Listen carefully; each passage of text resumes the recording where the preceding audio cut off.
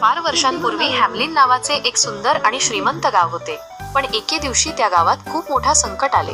सगळीकडे उंदीरच उंदीर. शेकडो हजारो उंदीर गावात घुसले.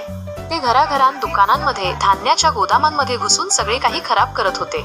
लोक खूप त्रस्त झाले. त्यांना कळत नव्हते की आता काय करायचे. गावाच्या मेयरने, मुखियाने लोकांना सांगितले, जो कोणी या उंदरांना गावातून हाकलून लावेल त्याला आम्ही हजारो सोन्याचे नाणे बक्षीस देऊ. एक दिवस एक अनोळखी माणूस गावात आला. त्याचे कपडे खूप रंगीबेरंगी आणि विचित्र होते. त्याच्या हातात एक पुंगी बासरी होती.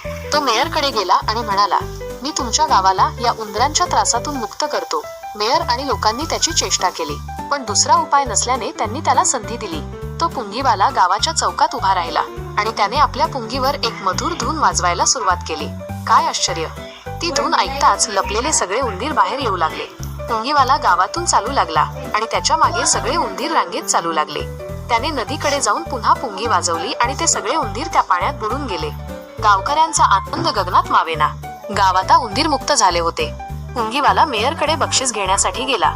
तो म्हणाला, मेयर साहेब, माझे 1000 सोन्याचे नाणे द्या. पण मेयरला आता वाईट वाटले.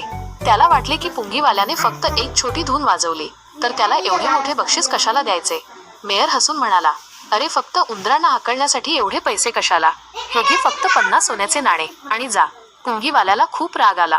तो म्हणाला, मी माझे वचन पूर्ण केले. आता तुम्ही तुमचे वचन मोडत आहात. मेयरने त्याला पैसे देण्यास नकार दिला.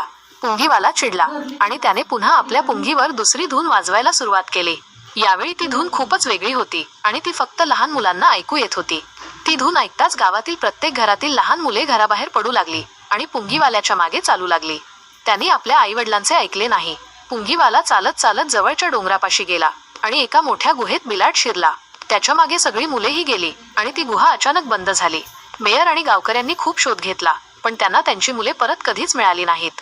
वचन मोडून त्यांनी खूप मोठी चूक केली.